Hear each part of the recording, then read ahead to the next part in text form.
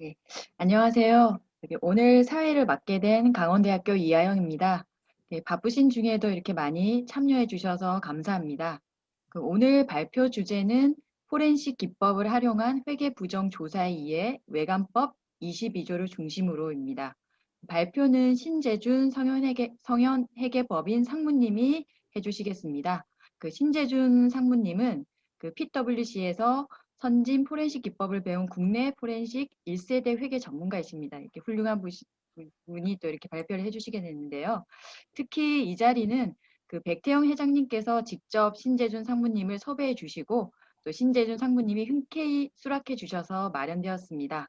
발표는 1시간 정도 진행되고 그 이후에 짧게 질의응답의 시간을 갖도록 하겠습니다. 그럼 먼저 발표 전에 우리 백태영 회장님의 인사 말씀을 듣고 발표하는 순서를 갖도록 하겠습니다. 네, 안녕하십니까.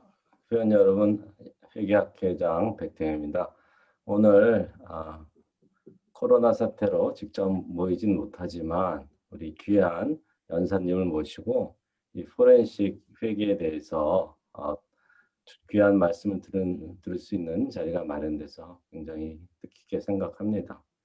이 포렌식 기법에 대해서는 관심이 많이 늘고 있는데 실제로 학계에서는 알고 계신 분이 많지 않으신 것 같아요. 그래서 저희 학계에 계신 분이나 또 실무에 계신 분이 또 이 분야의 전문가신 우리 신재준 상무님을 모시고 말씀을 듣는 좋은 기회를 마련했습니다.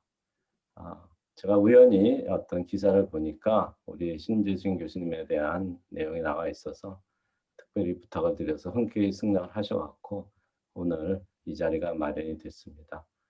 저희가 아시다시피 코로나 때문에 이렇게 웨비나를 하면서 현장 강의도 이루어지지만, 그러니까 실시간 화상 강의도 이루어지지만 저희가 녹화해서 저희 학회 유튜브에 올리고 있습니다. 그래서 오늘 보신 분도 다시 보실 수도 있고요. 또 주변에 많이 말씀을 해주셔서 못 보신 분도 다시 보실 수 있으면 좋을 것 같습니다.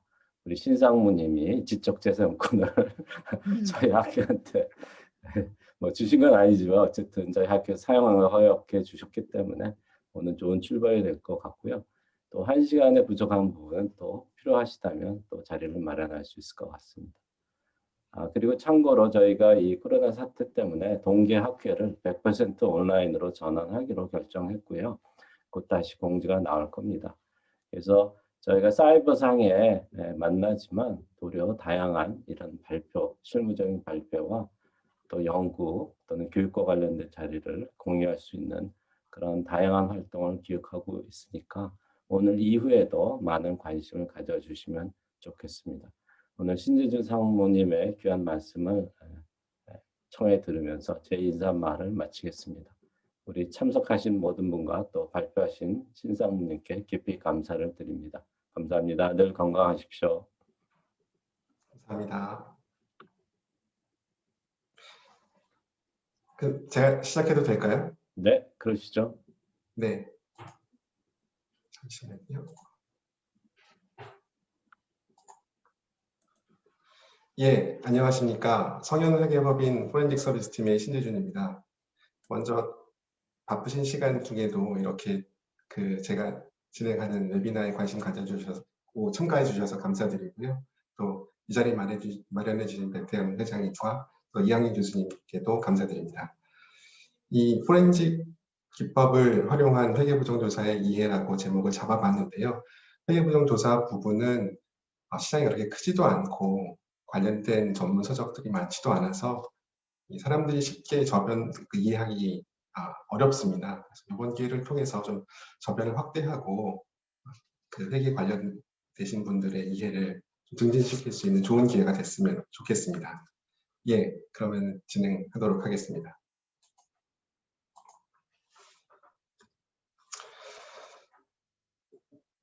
이번 웨비나를 통해서 크게 제가 전달드리고 싶은 부분은 3가지가 있습니다. 첫 번째는 지금 회계부정조사 제도의 근간이 된 외관법 22조의 도입 배경과 또 관련된 규정의 이해를 먼저 꼽고 싶고요.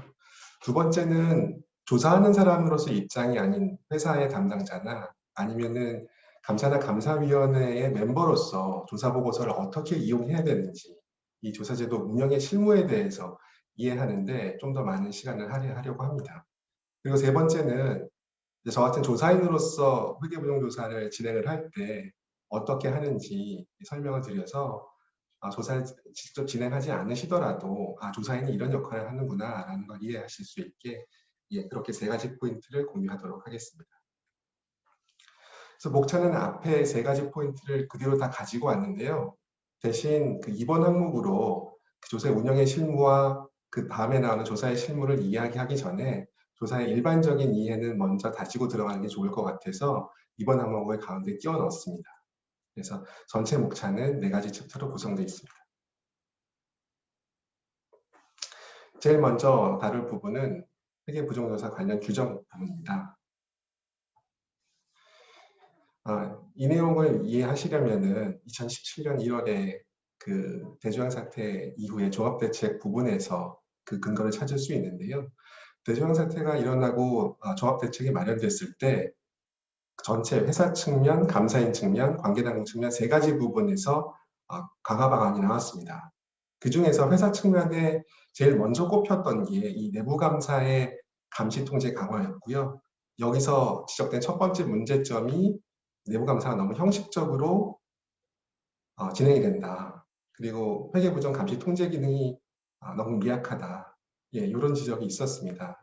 그래서 이런 부분을 개선하고자 내부감사에게 회계 처리 위반 사항이 보고됐을 때 독립성, 적격성을 갖춘 외부 전문가를 고용해서 조사하도록 하고 시정을 해서 그 결과를 증선이와 감사에게 보고도 하도록 하는 방안이 얘기가 됐고요.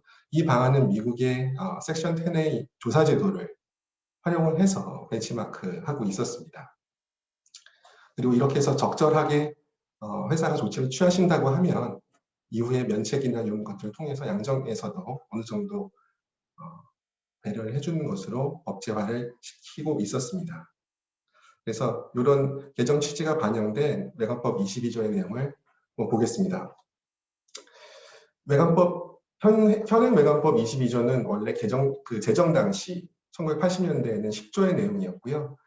제정 당시에는 현 외관법 기준으로 1항만 존재했습니다. 그 후에 96년 개정 때 2항과 6항이 추가됐고요. 이번 17년 개정 때 3항, 4항, 5항 그리고 7항이 추가됐습니다.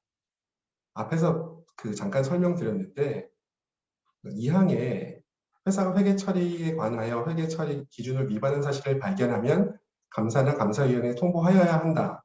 저는 이걸 트리거 조항이라고 보고 있고 통보 조항이라고도 얘기를 하는데요.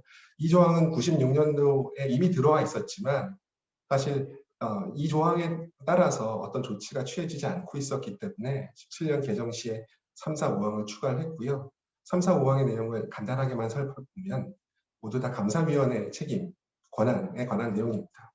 그래서 이런 회계 처리 기준 위반을 통보받은 감사위원회가 외부 전문가를 선임해서 위반 사실을 조사하도록 하고 그 결과를 회사 대표자에게 보고하고 또 시정 조치를 요구할 수 있도록 의무사항을 넣었고요. 그리고 이후에 감사 또는 감사위원회가 조사 결과와 시정 조치를 증선위와 감사인에게 보고하는 보고 의무 조항도 넣었습니다.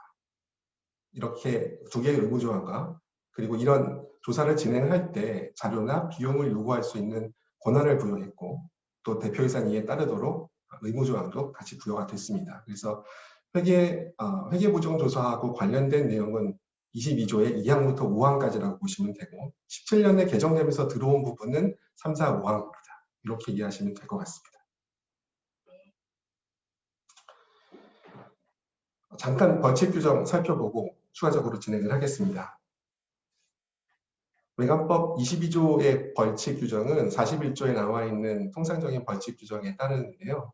22조의 위반 사항에 대해서는 41조가 5년 이하의 징역이나 5천만 원 이하의 벌금에 처한다라고 되어 있습니다. 그래서 외관법 처벌 규정상으로는 조금 무거운 조항에 속하고요. 또 양정기준에도 이런 내용이 반영되어 있습니다. 그래서 아까 종합대책의 도입 취지에서도 설명 나왔듯이 감사나 감사위원회가 이런 회사의 위법 행위를 저지하기 위해서 노력을 다했다면은 어느 정도 감면 조치를 취할 수 있게 하고요. 다만 그 밑에 있는 다항목 같이 그 감사인이 이상지구 등의 경고를 보고했음에도 감독 업무를 소홀히 했을 때는 위법행위 발생 동기를 중과실로 본다. 그래서 엄하게 다스리겠다는 내용도 역시 양정 기준에 같이 반영이 되어 있습니다. 27년 개정사항은 18년 11월부터 실행이 되게 돼 있었는데요. 안타깝게도 18년 10월에 그러니까 법이 실행되기도 전에 언론을 통해서 회계법인들이 너무 큰 질타를 받게 됩니다. 이유는 빅4를 통해서 법이 제정되고 17년 감사 때 빅4에서 프랙티스를 조기 적용을 한번 시도를 해봤습니다. 초기다 보니까 이걸 받아들이는 회사들도 거부감들이 많았고 또 여러 가지 운영에 미숙한 점들이 생겨서 조사를 당하는 회사 입장에 있어서는 억울한 면들이 많았을 거라고 생각을 하고요. 이런 부분들이 언론이나 정치권으로 옮겨가면서 여기 보시는 것처럼 뭐 폭리, 누구를 위한 도입인다, 인가, 뭐 소송 건다, 아비 교환, 뭐 돈벌이, 뭐 이런 그 회계법인들의 갑질에 대해서 그 지적할 때 이 회계부정 조사 제도가 너무 큰 질타를 받았습니다. 그래서 제도적인 보완이 좀 있었는데요. 일단 19년 3월에 금융위하고 금감원에서 감독 지침을 배포를 하게 됩니다. 그래서 그 기업의 외부 감사 부담 완화를 위한 감독 지침을 배포를 하게 되고 이 안에 회계부정 조사 제도에 대해서 어느 정도의 기업을 위한 공간을 마련을 해줬는데요. 그 아래쪽에 나의 감독 지침 법령 해석 등이 딱 보시면 이 중요하다고 판단되는 경우 그래서 조사라 그 그러니까 회계 처리 위반이 발생했다고 해서 무조건 조사하는 건 아니고 중요성을 고려해야 한다라는 중요성의 개념을 도입했고요. 그리고 법에는 없지만 경영진의 자진 시정이 가능하다면 우선적으로 유도하도록 이렇게 기업을 위한 공간을 조금 마련을 해줬습니다. 그리고 감독 지침을 마련을 하면서 이후에 유관기관과 협력을 해서 세부적인 가이드라인을 마련을 하겠다라고 목표를 했고요.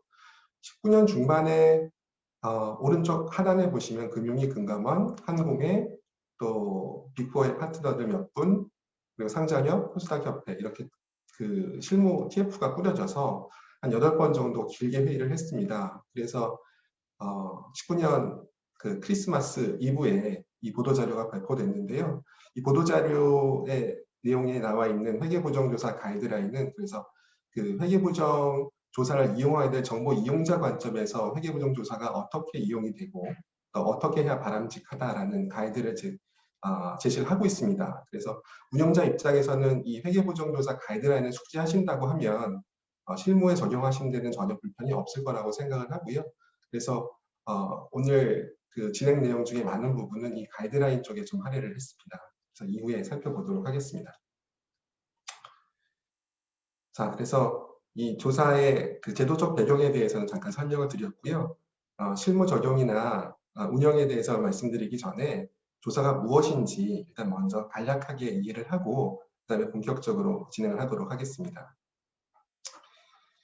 이 조사라는 말은 흔히들 듣지만 정확한 정의를 이해하고 계신 분들은 많지 않을 거라고 생각을 합니다.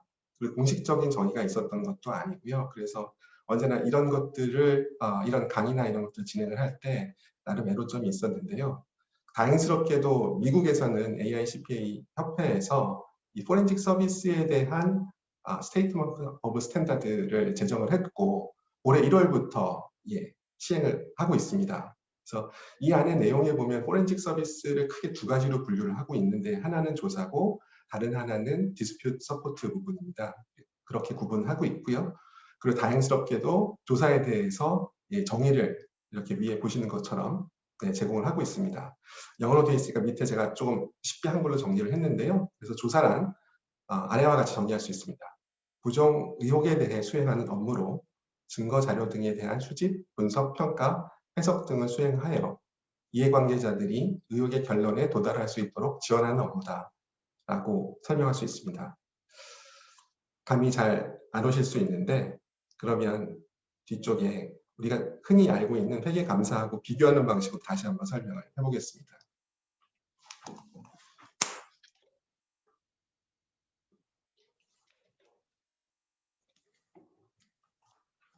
회계감사와 조사를 이제 비교하는 방식으로 몇 가지 비교 항목들을 열거를 해봤습니다. 그래서 대상으로 본다고 하면 회계감사는 재무제표를 대상으로 하고, 하지만 조사는 요청받은 의혹을 조사의 대상으로 합니다. 회계감사의 목적은 재무제표가 회계 기준에 따라 작성되었는지 여부에 대해서 의견을 제공하는 게 목적이지만, 조사의 목적은 의혹의 사실 여부에 대한 확인을 주는 목적으로 합니다. 그 대상도 회계감사의 경우에는 정보 이용자가 불특정 다수이지만, 조사는 이해관계자에 한정되어 있습니다. 회사 담당자, 이사회, 내부감시기구, 정부당국 이 정도로 한정이 되어 있습니다. 확신의 정도도 차이가 있는데요. 회계감사에서는 합리적 확신의 수준 정도 요구한다고 하면 조사에서는 이거보다 좀 더 높은 수준의 확신, 확정적 확신을 요구한다고 이해를 하고 있습니다. 그리고 회계감사의 경우에는 판단 기준, 수행 기준, 그리고 수행자에 대해서 제도적인 그 규정을 마련을 하고 있는데, 조사에 있어서는 판단 기준이 없고요. 그 수행 기준도 미국의 경우는 2020년에 도입이 됐지만 한국에는 현재는 없습니다. 그 수행자도 어떤 자격증을 갖고 있는 건 아니고 전문가가 수행을 하면 됩니다. 업무 가이드 같은 경우에도 회계감사는 각 회계법인들이 자기들의 노하우와 제도를 통해서 녹여낸 그 감사 방법론들을 구축하고 있는데, 조사는 그렇게 먼저 테일러링된 그 업무 가이드나 그런 오디트 프로그램이 없습니다. 이런 차이가 존재하고 있습니다. 조사를 진행을 하게 되면은 복잡하다. 그리고 제일 이제 큰 걱정이 돈이 많이 든다. 이런 얘기들이 많이 나오는데요. 그거는 제가 이해하기로는 이해관계자들이 훨씬 더 많아지기 때문이라고 생각을 합니다. 그래서 여기 지금 조사가 진행됐을 경우에 이해관계자들을 전체 한번 쭉 나열을 해봤는데요. 만약에 조사가 진행되지 않는다라고 하면 회사 측면에서는 지배기구하고 재무보고 조직, 그리고 감사인 측면에서는 그냥 감사팀, 요 세 가지 정도의 이해관계자만 존재할 수도 있었습니다. 그리고 관계당국은 물론 존재하겠죠. 네 명의 이해관계자 정도만 존재하면 됐는데, 만약에 이게 회계처리 위반 사항이 발견이 되고 통보가 돼서 조사가 시작이 된다라고 하면 이거보다 훨씬 더 많은 이해관계자들이 등장을 하게 됩니다. 그래서 그 외부 전문가 차원에서 보면은 조사인이 있을 수 있죠. 이 조사인도 회계법인이나 법무법인 단독일 수도 있고요. 또 연합해서 조사를 진행하는 경우도 있습니다. 또 조사를 진행하다 보면 이후에 발견 사항을 재무제표에 반영하는 게 회사의 역량으로 힘들기 때문에 PA를 고용하는 경우도 많고요. 또 조사의 발견 사항을 법적으로 대응하기 위해서 위에 있는 조사인으로서의 법무법인이 아니고 별도의 조사 발견 사항을 해석하고 또 회사의 법률적 자문을 제공해주는 별도의 법률 자문사가 인발부하기도 합니다. 회사 측에서 본다고 하면 이 조사의 결과 또 진행에 있어서 인사팀이나 법무조직이 연관이 되기도 하고요. 컴플라이언스 조직이 연관되기도 합니다. 그리고 혐의자 별도로 또 등장을 할 수밖에 없는 상황이고요. 감사인 측면에서도 보면은 평상시에는 품질관리실이 기본적인 관여만 하겠지만 이 조사가 진행되는 경우라고 하면 보다 더 큰 품질관리실의 감독을 받기 때문에 이해가 늘어나게 되고요. 또 외부 전문가의 조사를 리뷰할 감사인의 전문가로서 감사인의 포렌식 팀도 조사에 인발도 하게 됩니다. 그래서 이 조사가 진행되고 비용이 많이 드는 그 이유 중에 물론 조사의 단가가 높은 것도 있지만 이런 이해관계자들을 모두 만족시키는 정보를 생산하다 보니까 훨씬 더 공수가 많이 들어간다라고 이해를 하시는 것도 도움이 될 것 같습니다. 그 다음 페이지에는 조사의 진행에 대해서 각각 3가지 단계로, 그리고 참여자는 일단 추상적으로 3가지 엔티티로 줄였습니다. 그래서 참여자는 외부 감사인, 실무자, 그리고 지배기구, 조사인으로 줄여봤고요. 단계를 문제의 발견과 계획 수립, 조사의 수행과 보고, 사후 조치의 관계로 나누어 봤습니다. 보시면 제가 빨간색으로 표시한 게 이 조사 과정에서 주요 액티비티들이 일어나는 그 단계들입니다. 그래서 얼핏 봤을 때 U자형으로 외부 감사인이 처음에 이니시에이트하고 그걸 실무자들하고 지배기구가 받고 조사인이 인발부하고 조사를 수행하고 조사 결과를 보고하게 되면 조치 요구를 하고 사후 조치를 실행하게 되는 U자형 커브가 그려지게 되는데요. 요거를 한꺼번에 다 이해하시려면 힘들 것 같아서 좀 분리를 해봤습니다. 그래서 이 위쪽에 있는 내용, 외부감사인과 실무자, 그리고 지배기구에서 이해해야 될 내용, 이것들을 저는 이제 뒤쪽에서는 조사 운영의 실무라고 설명을 하고 있고요. 이 내용들의 대부분은 아까 말씀드렸던 회계부정조사 가이드라인에 담겨 있습니다. 그래서 이 부분에 대해서 한 10페이지 정도 설명을 할 예정이고요. 뒤쪽에 이제 포렌식 하는 사람들은 도대체 뭘 하는 거냐, 이것도 궁금함이 있으실 텐데요. 그 부분에 대해서는 이 조사의 실무의 관점에서 설명을 드릴 예정입니다. 그리고 그럼 도대체 포렌식 기법을 활용한 조사란 무엇이냐라고 궁금증도 있으실 텐데요. 그 조사의 밑에 포렌식 기법을 활용한다 하면 이런 포렌식 어카운팅, 포렌식 인터뷰, 디지털 포렌식을 활용한 방법을 써서 조사를 수행한다라는 개념으로 이해를 해주시면 좋을 것 같습니다.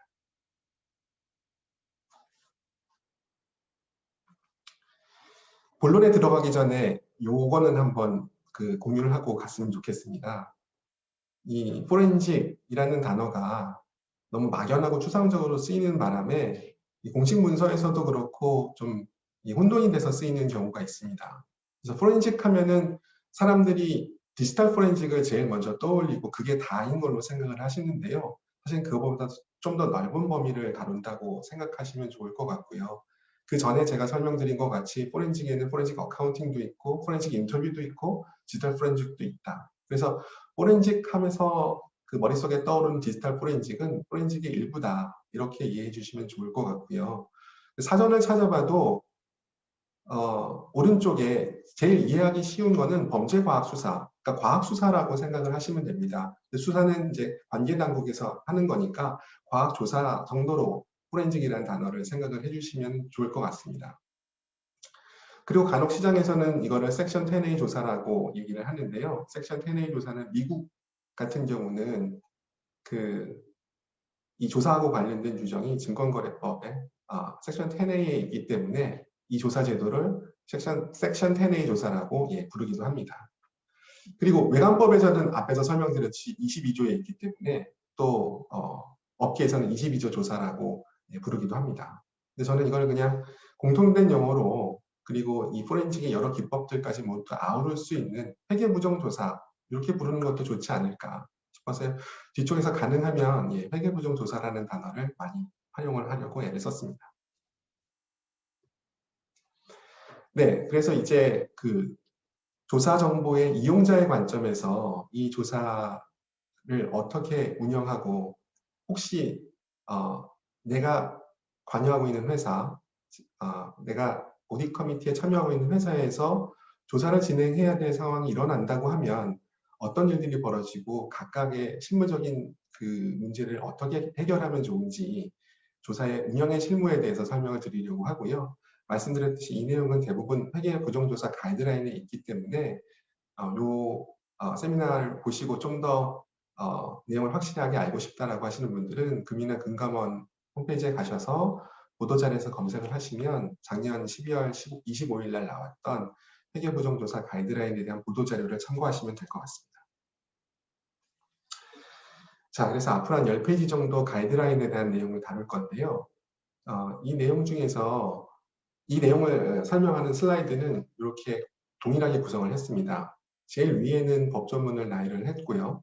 그 법조문에서 흔히 있을 수 있는 실무상의 질문들, 맞닥뜨렸던 이슈들, 이것들을 저희 질문으로 표시를 했고요. 그것들을 가이드라인에서 어떻게 녹여냈는지를 가이드라인 왼쪽의 박스에 담았습니다. 그래서 가이드라인 내용이 왼쪽에 담겨져 있고, 오른쪽에 있는 큰 박스에는 기타 저희들이 고민했던 내용들, 그리고 다른 제도에서 설명하고 있는 내용들을 같이 넣어서 이 한 가지 22조에서 지적하고 있는 포인트를 좀 더 깊게 이해하실 수 있도록 그렇게 슬라이드를 구성을 했습니다. 그러면은 22조의 이제 첫 번째 패러그래프부터 좀 보겠습니다. 법 22조에서는 회계 처리 기준 위반한 사실을 발견하면 통보를 하도록 규정을 하고 있습니다. 이 가이드라인을 만들려고 작년에 현업들, 코스닥 협, 상장협하고 만났을 때 기업들이 제일 두려워하는 부분, 그리고 오해했던 부분 중에 하나가 모든 회계 처리 기준 위반 사실을 다 통보해야 되느냐. 하다 보면 기말에 수정사항이 많이 나오는데 그럴 때마다 다 통보를 하고 조사를 받는다라고 하면 기업들의 부담이 너무 크다. 예, 이런 커멘트가 있었습니다. 그래서 법에는 사실은 회계 처리 기준 위반한 사실을 발견하면이라고 트리거 조항이 되어 있지만 저는 그 22조의 법 조문 전체에 대해서 같이 이해를 한다고 하면 기업들이 오해를 하고 계셨다라고 설명을 드렸고요. 법 22조는 부정행위 등의 보고라는 제목으로 1항부터 7항까지가 진행이 됩니다. 그래서 22조 2항에서 회계 처리 기준을 위반한 사실은 부정에 의해서 회계 처리 기준을 위반한 사실로 이해하시면 될 것 같고요.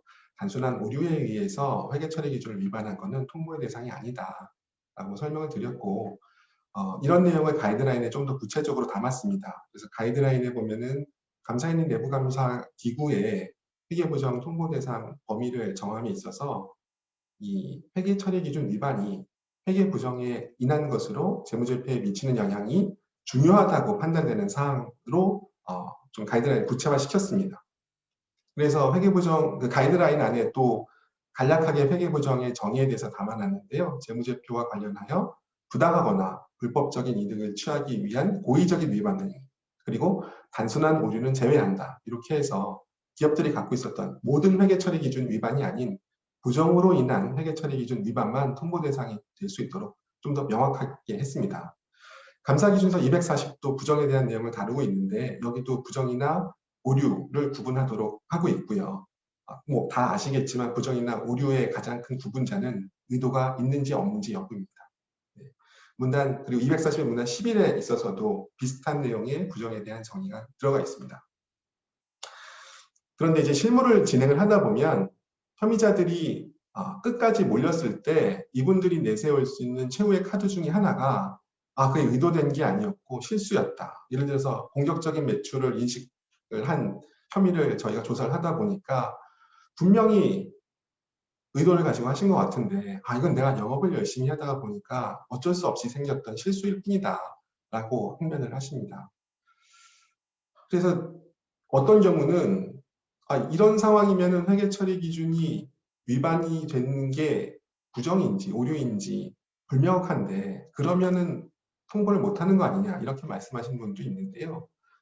만약에 회계 처리 기준이 명백한 오류에 의한 것이 아니다. 그래서 부정이 관여될 수도 있다라는 상황이라고 하면 이 부분도 역시 회계 처리 부정의 카테고리에 넣어서 조사를 통보할 수 있다고 저는 생각을 합니다. 그래서 회계 처리 기준이 부정인지 실수인지 불명확한 경우는 조사를 위해서 회계 처리 기준 위반 사실을 통보할 수 있는 경우라고 이해를 하셨으면 좋겠습니다. 참고로 미국 섹션 10A에는 프로드라고 규정이 되지 않고요. 외부감사인이 발견한 그 발견 사항을 일리걸 액트로 규정을 하고 있습니다. 그래서 한국 법하고 미국 법이 조금 다른 내용을 트리거로 삼는다는 걸 알고 계시면 좋을 것 같습니다. 그 다음은 이제 중요성의 고려입니다.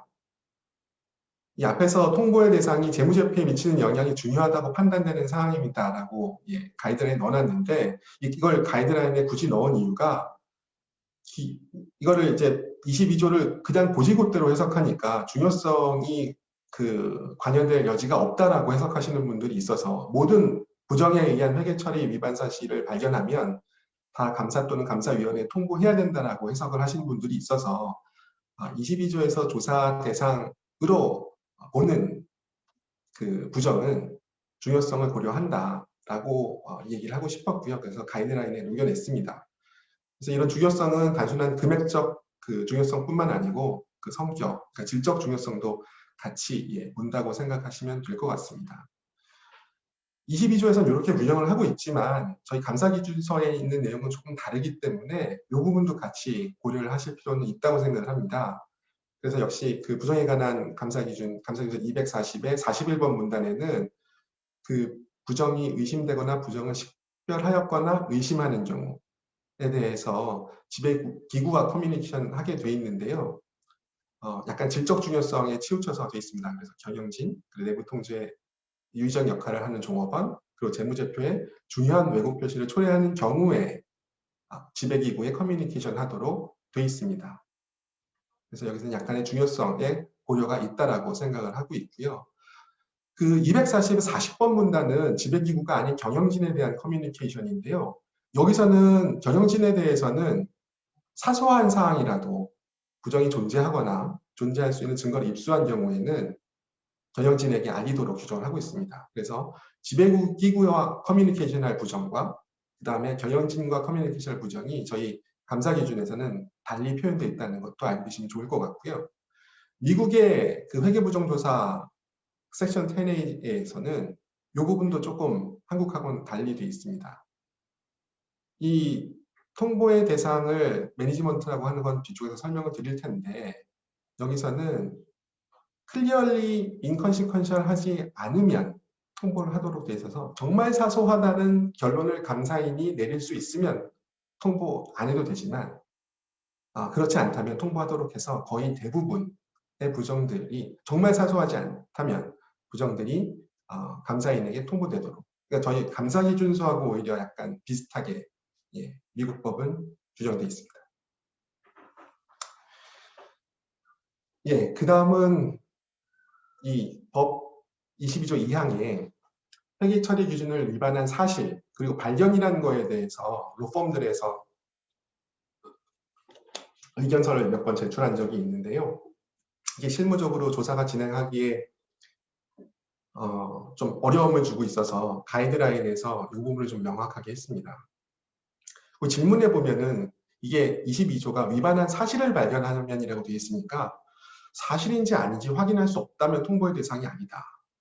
그래서 아직은 조사가 진행이 되지 않았으면은 혐의일 뿐이고 확신이 안 돼 있으니까 사실이 아니고 그렇다면은 통보의 대상이 아니다.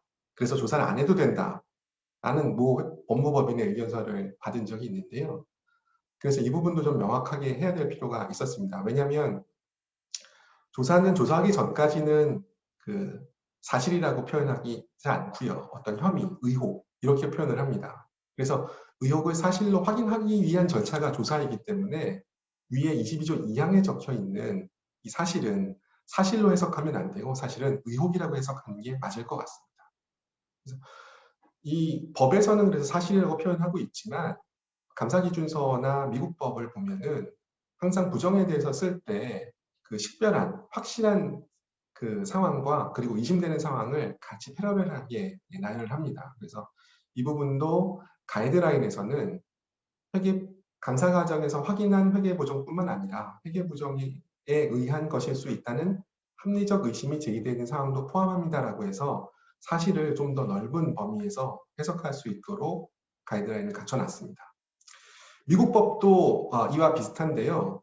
섹션 10A 트리거 조항에 보면은 일리걸 액트가 발생했거나 아니면 메이브 PP를 써서 그렇다고 의심되는 상황 정도로까지도 포함할 수 있도록 미국 법도 트리거 조항을 좀 포괄적으로 적용을 하고 있습니다.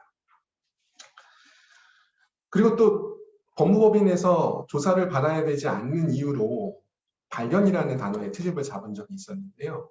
22조를 그대로 해석하면 감사인이 발견하면 감사위원회에 통보하도록 이렇게 되어 있습니다.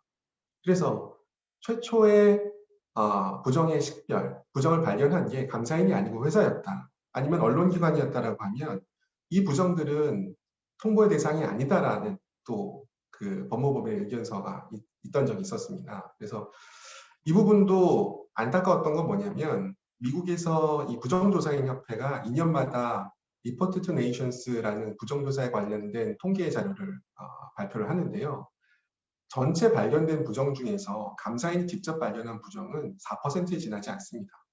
따라서 이걸 만약에 이대로 감사인이 발견한 부정이 한정된다고 하면 전체 부정 중에서 4%만 22조를 적용받게 되는 거죠. 그래서 실무상으로 맞지 않을 것 같아서 이 부분도 그 합리적 의심의 개념에 좀 포함시켜서 이 가이드라인에서는 통보의 대상이 될 수 있도록 규정을 했습니다. 그래서 그 경영진이나 내부감식이고 제보 등을 통해서 회계 부정이 존재할 가능성을 알게 된 경우 이 부분도 합리적 의심이 제기되는 상황으로 넣고 이 부분도 통보 범위에 넣기 때문에 앞으로는 이제 발견을 감사인이 하지 않았느냐 가지고는 회사가 디펜스할 수 없도록 규정을 했습니다. 미국 10A 규정도 마찬가지입니다. 보시면 회계법인에서 회계법인이 디텍트한 것 뿐만 아니고 become aware of 라는 표현을 써서 알게 된 부정도 같이 통보하도록 그렇게 규정을 하고 있습니다.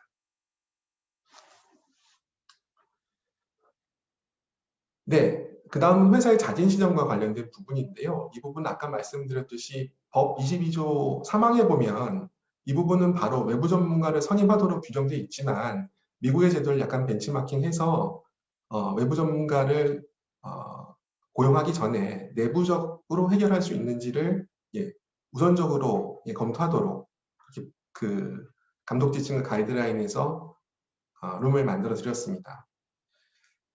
근데 이 내용을 다룰 때 두 가지 조건을 달았는데요.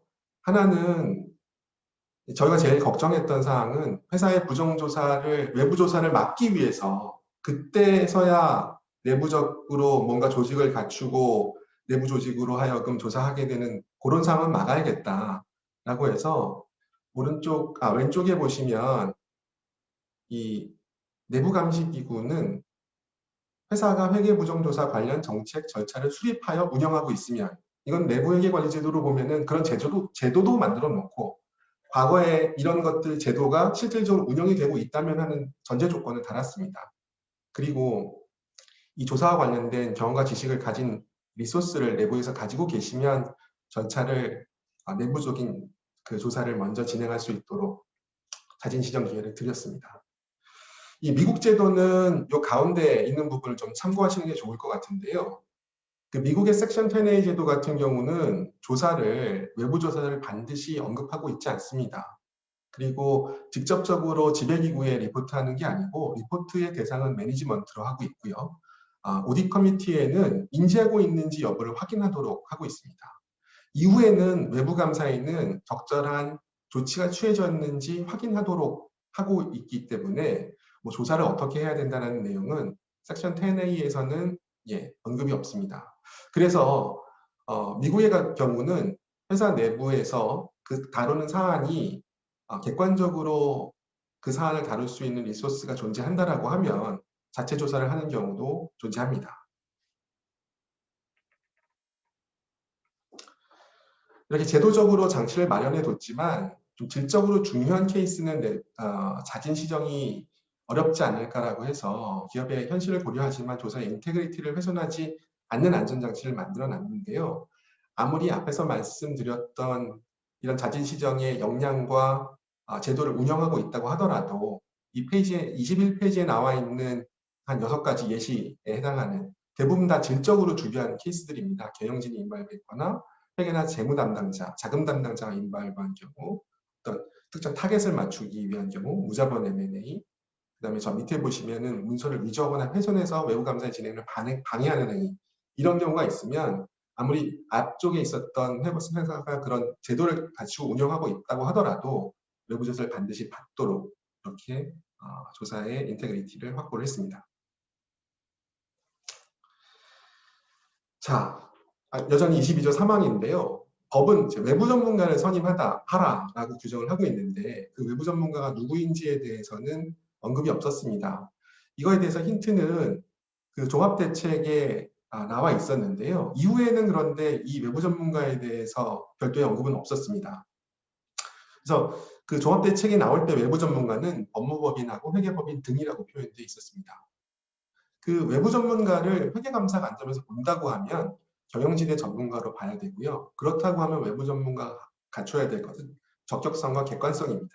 그래서 만약에 조사를 할 수 있는 외부 전문가라고 하면 조사의 기법들을 충분히 알고 있어야 되고요. 또 조사라는 용역에 대해서 운영을 할 수 있는 능력이 있어야 됩니다. 그리고 실무 경험을 갖추고 있어야 되고요. 그리고 또 경영진의 전문가는 객관성도 있어야 되기 때문에 객관성에 대해서도 한번 스크린을 하는데요. 그래서 외부 전문가라고 했을 때는 외부 감사에는 배제를 하고요. 많은 경우에 PA 영역과 조사 영역을 같이 수행하는 경우도 있습니다.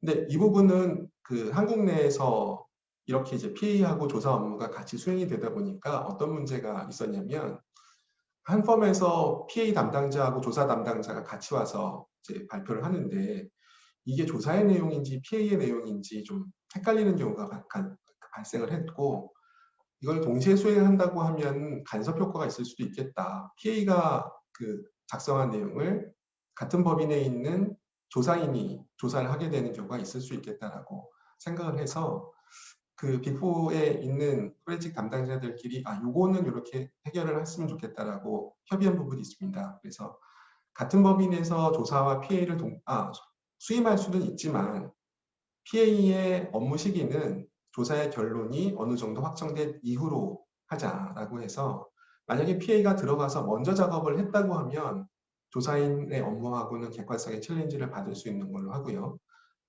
그렇지 않고 PA가 조사 결론이 난 이후에 들어간다고 하면 그거는 객관성에 문제가 없는 걸로 실무적으로 진행하는 걸로 협의가 됐습니다. 조사계획 체결과 관련해서 이 부분도 미국이 조금 다른데요.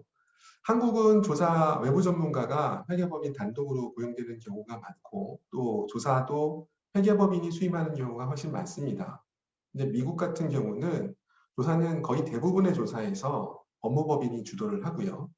그리고 회계법인은 법무법인의 서브 컨트랙터로 들어가게 됩니다. 그 이유가 법률적 제도 때문인데요.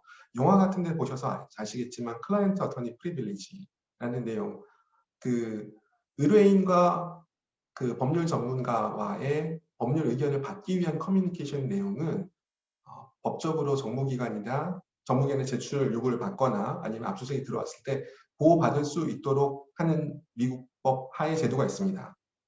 만약에 그 회사가 열심히 조사를 한 게 이렇게 법적 그 보호를 못 받는다고 하면 이걸 고스란히 제출해야 되거나 아니면 압수수색 당한다고 했을 때 회사에 너무 불리하기 때문에 미국에서는 그 조사 기회가 있을 때 아무리 회계법인으로 먼저 연락이 오더라도 회계법인에서는 다시 법무법인 자기하고 같이 일할 법무법인을 추천을 해주고요. 계약 구조도 이 클라이언트 어터니 프리빌리지가 보호받을 수 있도록 법무법인과 고객이 직접 계약을 하고 회계법인은 고객과 직접 계약하는 게 아니고 법무법인의 서브컨트랙트로 들어가서 같이 그 클라이언트 어터니 프리빌리지 엄브렐라 안에 놓여 있을 수 있게 그렇게 인게이지먼트가 구성이 됩니다. 그래서 한국의 제도하고 미국의 법률적 제도 차이 때문에 조사인에 있어서도 좀 차이가 있을 수 있다. 그렇게 이해를 해주셨으면 좋겠습니다.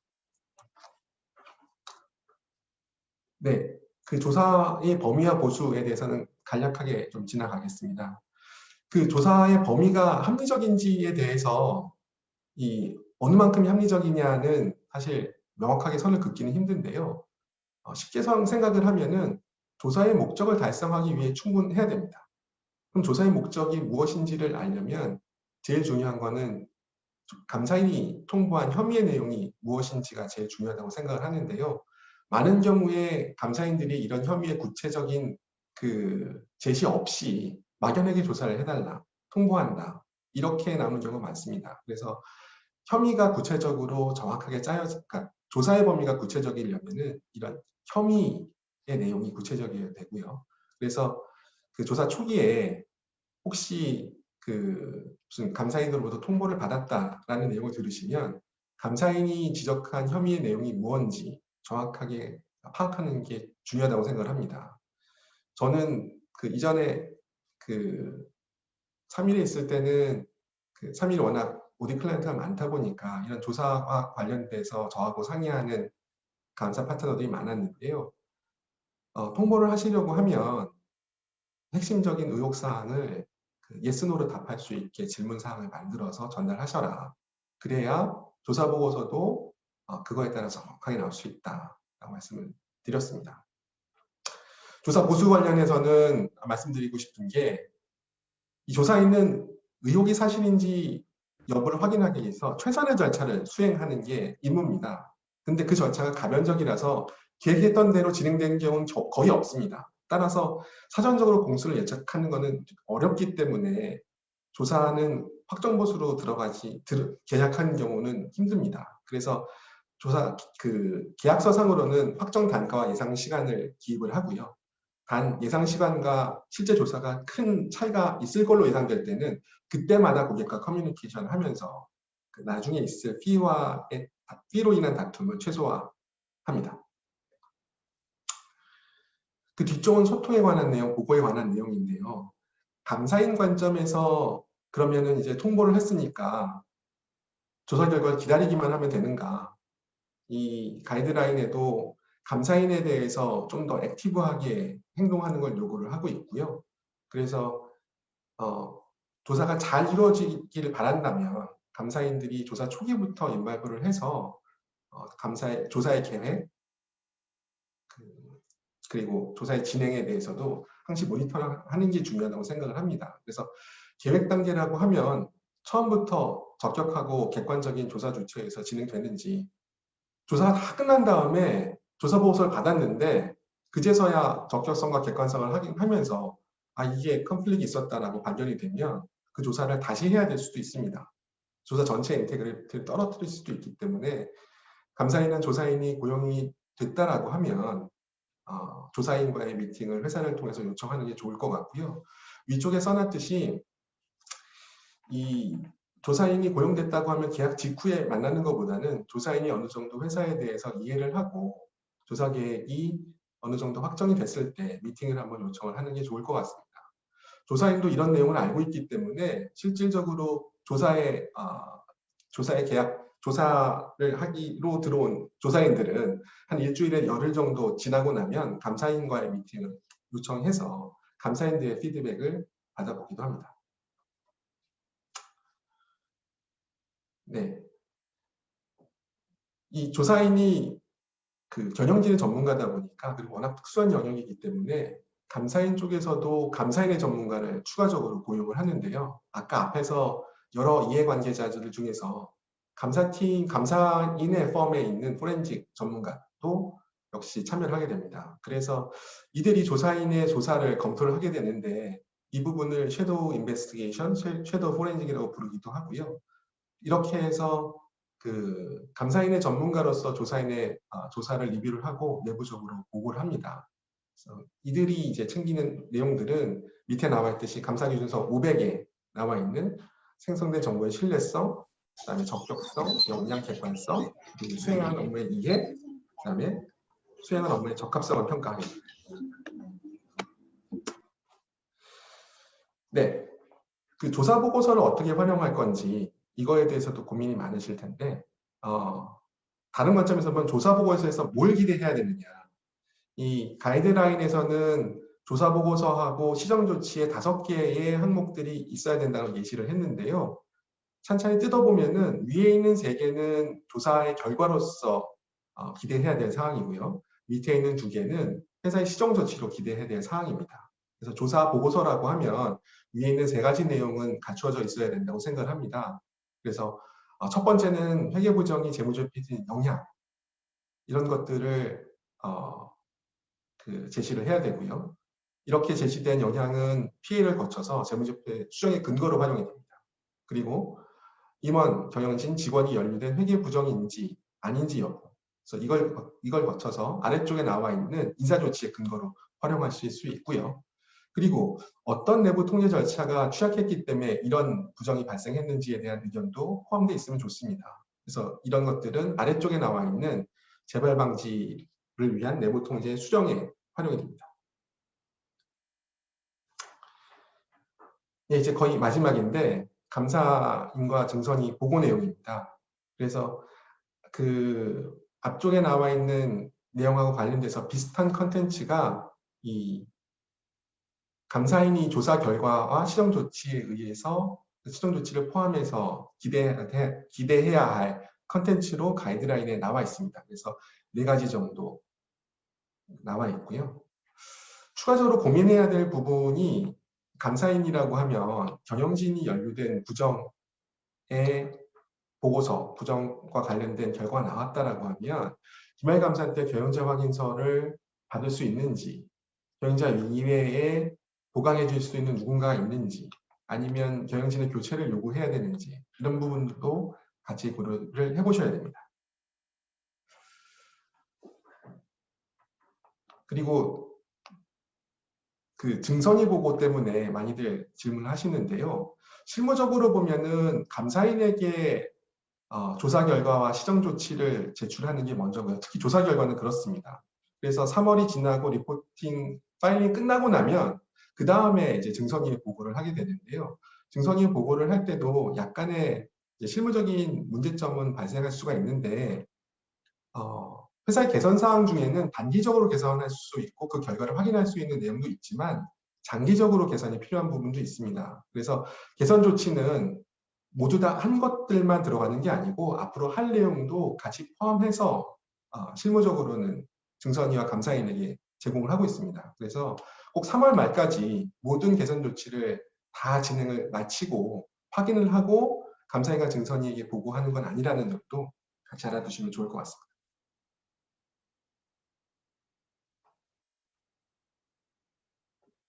네, 이제 그 다음은 조사의 실무에 대한 내용입니다.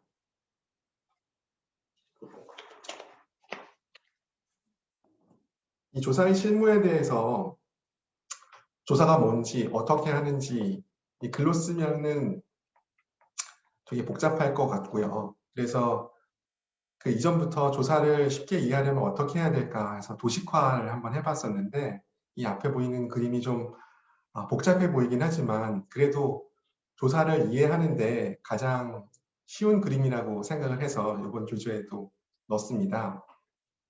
그래서 조사를 어떻게 수행하나요? 라고 하면 저는 이 그림으로 설명을 드리고 싶고요. 아까 잠깐 앞에서도 설명드렸듯이 조사의 시작은 의혹에서 시작이 됩니다. 그래서 몇 가지 의혹, 제가 처음으로 한국에서 실질적인 회계부정 조사를 한 케이스는 피슬블로우 케이스였는데요. 그 회사의 외형이 과장돼 있다. 기타 등등 해서 상당히 많은 내용이 피슬블로우 레터에 담겨져 있었습니다. 근데 문제는 그 내용이 너무 추상적이었기 때문에 그 추상적인 표현을 하나하나 검증하기는 힘들었습니다. 그래서 그 다음에 한 일은 이 추상적인 개념을 회사 내부의 자료도 보고 또 인터뷰도 하고 몇 가지 이제 의견도 나누고 해서 구체적인 스킴으로 나눈 거죠. 예를 들어서 회사의 외형이 과대돼 있다라고 하면 이거는 그럼 매출을 부풀렸다는 얘기인가? 그렇다고 하면은 어떤 내용들이 과거에 언급이 됐지라고 생각을 하고요.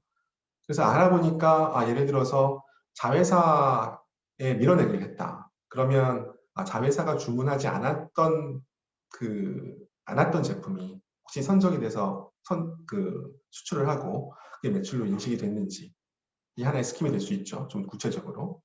아니면 12월 31일 이후에 선적된 수출분이 그 전년도 매출로 같이 포함이 돼서 외형이 부풀려졌다. 이렇게 해석할 수도 있기 때문에 이 몇 가지 회사와 얘기를 나누고 과거에 회사가 있었던 일들 가지고 구체적인 스킴으로 구체화하는 작업들, 이 작업이 반드시 필요합니다. 그래서 엘리게이션 자체가 충분히 구체적이라면 괜찮겠지만 그렇지 않다라고 하면 이걸 다시 스킴으로 구체화하는 작업이 필요하고요. 예, 이렇게 해야 그 다음에 이제 조사의 계획을 충분히 진행을 할 수 있습니다. 이렇게 스킴을 나누고 나면 위쪽에 어느 조직을 들여다봐야 되고, 그래서 이게 수출하고 관련돼 있다라고 하면 수출된 조직을 들여다봐야 되고요. 이게 내수하고 관련돼 있다면 내수 조직을 들여다봐야 되죠. 그래서 조직. 기간도 마찬가지죠. 만약에 연말에 컷오프의 문제였다라고 하면 연말 컷오프를 집중적으로 봐야 되고 또 어느 해까지 봐야 되는지도 고민을 해봐야 되고요. 대상 인원이 누군지, 매체는 어떤 매체를 골라야 되는지 이런 것들을 조사의 범위에서 고민을 하게 됩니다. 그 다음 스킴은 역시 마찬가지겠죠. 위에 이제 항목들도 개별로 검토를 하고요.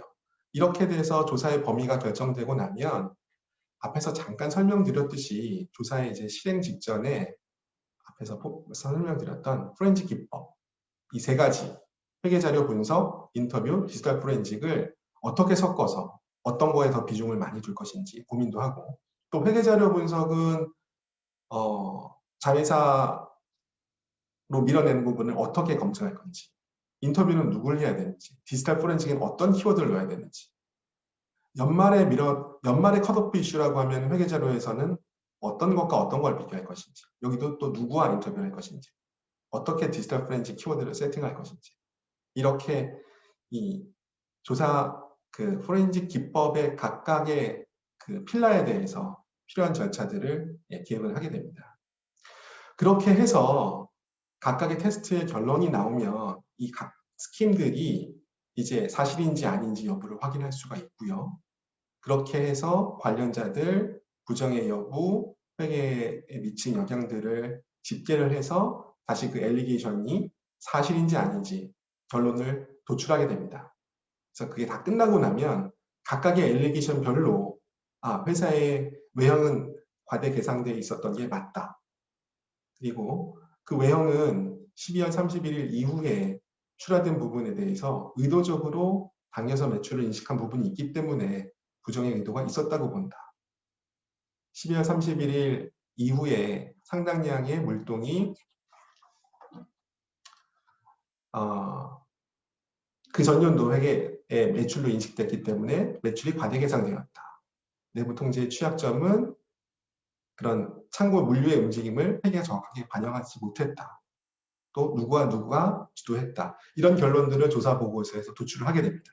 그래서 간략하게 조사가 무엇인지 설명하라고 하면 이렇게 한 장의 그림으로 설명을 할 수 있을 것 같습니다. 이 조사를 하다 보면 스코핑과 관련해서 항상 나오는 질문이 너무 많이 보시는 거 아니에요? 라는 질문입니다. 그래서 이 부분에 대해서는 좀 설명을 드리고 싶은데요. 앞에서 이제 엘리게이션하고 스킴에 대해서는 설명을 드린 것 같고 조직, 기관, 대상 이런 매체에 대해서도 매핑을 하는 거는 말씀을 드렸는데요. 조사는 항상 이 의심하고 있는 그 타겟보다 버퍼를 항상 가지고 갑니다. 그래서 이렇게 여기서 보시는 것처럼 위아래로 항상 여분을 가지고 가고요. 이렇게 해서 우리가 의심하고 있는 이 조직 안에서만의 문제라는 점을 증명할 수 있어야 됩니다. 달리 말하면 이 조직 밖에서는 그런 현상이 일어나지 않았다는 것을 거꾸로 증명할 수 있어야 되죠. 제가 경험한 조사 중에서 그 2개의 사업부로 구성된 회사가 있었는데요. 제가 그 처음에 의뢰를 받고 들어갔던 거는 그 외형이 훨씬 작은, 전체 외형으로 보면 한 20% 정도밖에 되지 않는 B 사업부의 매출의 허위 계상 때문에 들어갔습니다.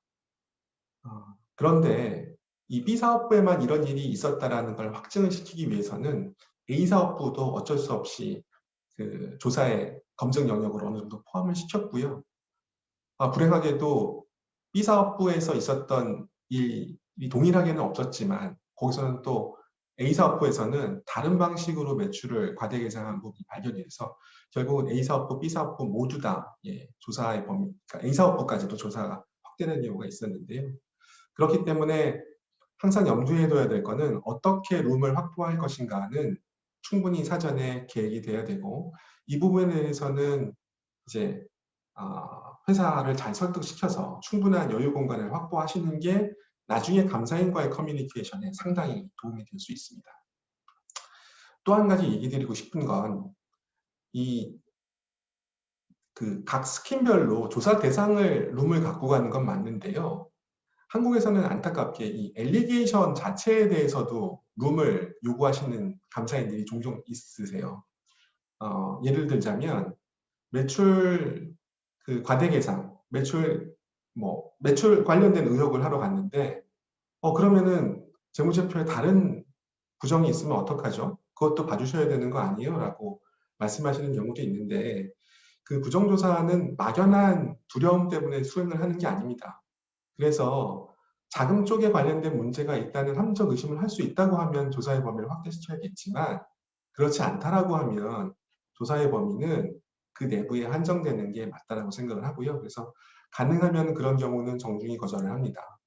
단 이제 한국의 그 비포의 심리심들에서 이 부분에 대한 걱정이 많기 때문에 약간의 보강 절차는 저희가 수행을 하는데요.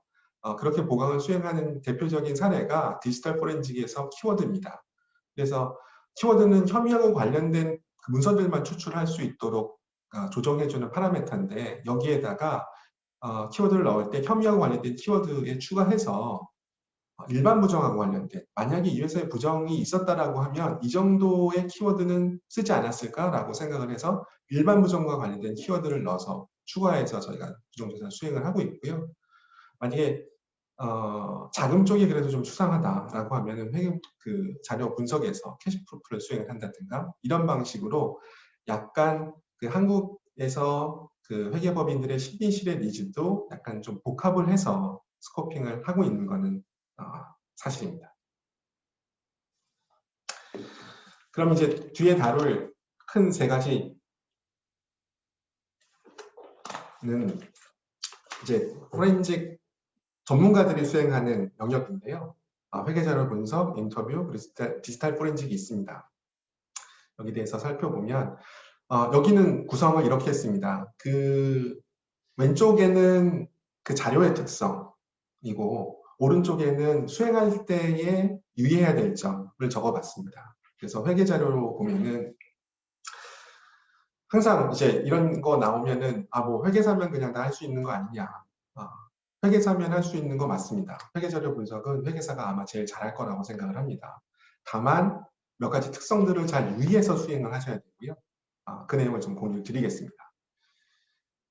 그 회계자료의 특성을 보면은 회계자료는 회계부정의 결과입니다. 근데 재무제표는 회계부정에 누적된 결과가 있기 때문에 여기서 부정을 직접 확인하기는 어렵고요. 결국 부정을 확인하기 위해서는 전표나 거래문서 쪽으로 내려가야 확인할 수 있습니다.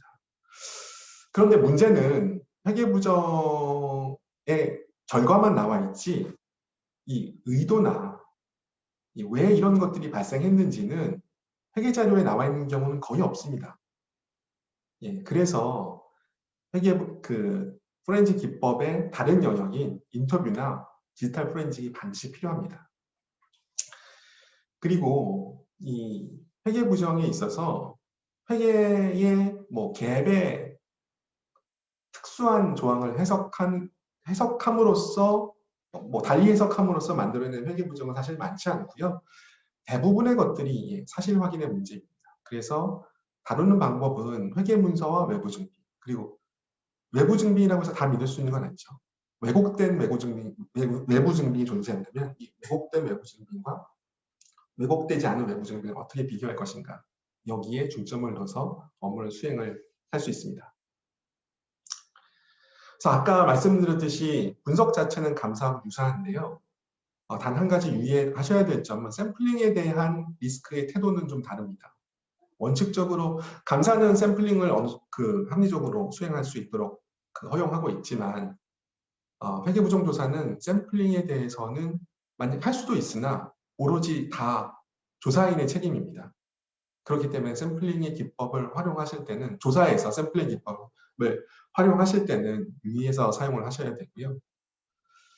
결국 부정이라는 게 왜곡 행위를 동반하기 때문에 사실과 다른 부분이 나타나게 되고, 그래서 회계부정조사에서 이 회계자료 분석은 그 사실과 다르게 기록된 회계문서를 찾아내는 이 작업으로 일하시면 됩니다. 이게 쉬운 것 같은데 업무를 이제 스태프들한테 시켜놓고 보면은 이 방향성에 대해서 혼돈하는 경우가 많아서 만약에 조사를 주관하는 분이 있다라고 하면은 그 부분은 명확하게 해주셔야 됩니다. 그리고 이 다른 이해관계자들하고 커뮤니케이션 할 때도 팩트가 뭐였는지, 그리고 어떤 회계자료하고 어떤 네이처를 비교했는지를 커뮤니케이션 하는 게 중요할 것 같고요.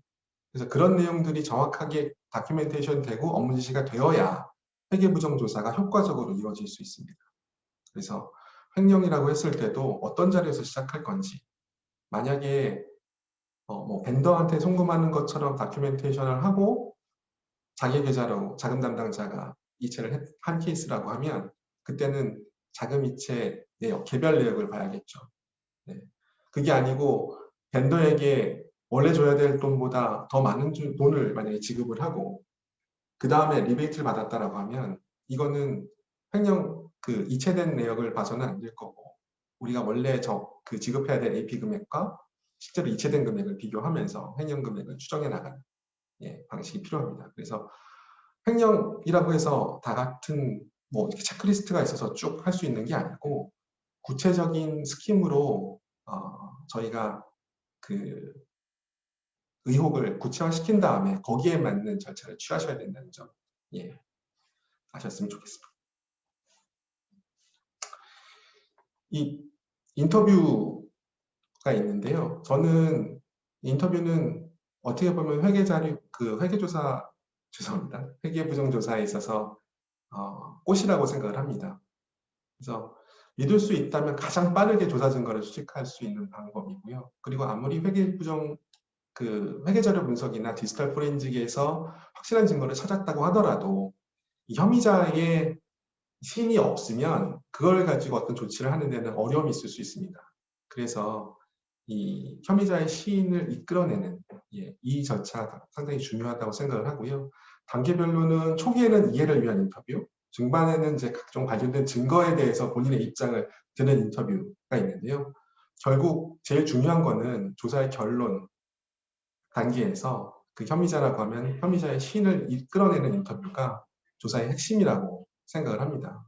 그래서 오른쪽으로 보시면 그 인터뷰는 저는 이런 표현 잘 쓰는데요. 사이언스가 아니고 그 아트다. 이유는 어떤 정해진 왕도가 있지 않고요. 사람들마다 인터뷰하는 방법은 다릅니다. 하지만 그 성과도 뭐 A라는 방식으로 해서 성과가 났으니까 B라는 방식이 안 통하는 건 아니고요. B라는 방식으로 해서도 성과는 만들어낼 수 있습니다. 그래서 각자가 취하는 방법은 다르지만 다를 수 있다는 거 중요하고요. 하지만 그럼에도 불구하고 공통점은 있는데요. 라포라고 하는 그 인터뷰 이와의 교감입니다. 그래서 이 교감을 어떻게 갖고 갈 것인가, 이 교감을 어떻게 끌어낼 것인가는 타고난 사람도 있고요. 또 많은 인터뷰를 통해서 이럴 때 인터뷰 이들이 교감을 많이 하더라 라는 거를 사후적으로 이제 경험을 하고 그런 방식으로 인터뷰하시는 분들도 있습니다. 그래서 뭐 타고나신 분들은 잘하실 수도 있지만 대부분의 제가 경험한 사람들은 사후적인 경험과 훈련을 통해서 이 능력은 갖춰지게 됩니다. 시간이 없어서 그 다음 디지털 포렌식 쪽으로 바로 넘어가겠습니다. 이 디지털 포렌식이 아마 여러분들이 이제 포렌식 하면은 가장 그 핫하게 머릿속에 떠오르는 걸 텐데요. 그 제가 생각하는 디지털 포렌식의 힘과 여러분들이 생각하는 디지털 포렌식의 힘이 좀 다를 수도 있습니다. 그 이유는 조금 이따 설명드리도록 하고요.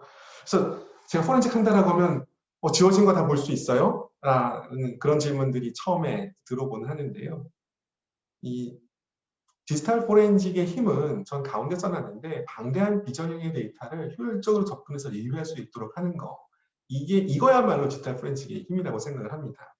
제가 재밌는 얘기를 들은 게 있는데 일본에서는 그 자살하려는 그 자살 포인트에 그 얘기 써놨다고 해요. 집에 있는 컴퓨터는 다 정리하고 오셨나요? 라는 말을 써놓은 게 있다고 하는데요. 그만큼 이 전자적으로 만들어지는 정보는 그 양이 방대하기 때문에 관리가 되게 어렵고요. 다시 찾아내고 뭔가 분석하기 쉽지 않습니다. 그래서 그런 방대한 정보를 효과적으로 핸들링할 수 있게 만들어주는 그것이 디지털 포렌식의 가장 강력한 부분이라고 생각을 하고요. 물론 그 삭제된 데이터의 일부를 복원하는 것도 역시 강력한 힘은 맞습니다. 또 한 가지 측면은 이렇게 이메일이나 외부 저장 장치나 모바일 같은 경우는 감사를 하면 접근하지 못했던 정보에 접근하는 것. 이것도 디지털 포렌식이 강력한 이유 중에 하나입니다. 근데 여기서 이제 삭제된 정보의 복구와 관련돼서는 매체의 변화를 좀 고민을 하셔야 되는데요.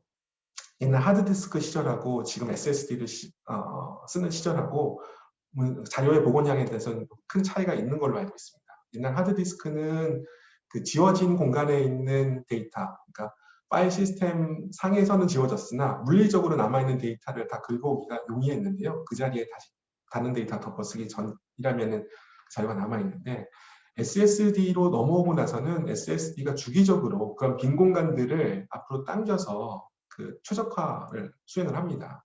그래서 SSD로 넘어오고 나서는 이런 그 삭제된 파일의 복원이 점점 어려워지고 있다. 그리고 핸드폰 등에서도 요새는 암호화가 잘 되고 있기 때문에 이런 지워진 정보, 그 파셜로 존재하는 정보들을 저희가 획득하기는 점점 더 어려워지고 있다라고 설명을 드리고 싶습니다. 이 내용은 뒤쪽에 있어서 다시 설명을 드릴 거고요.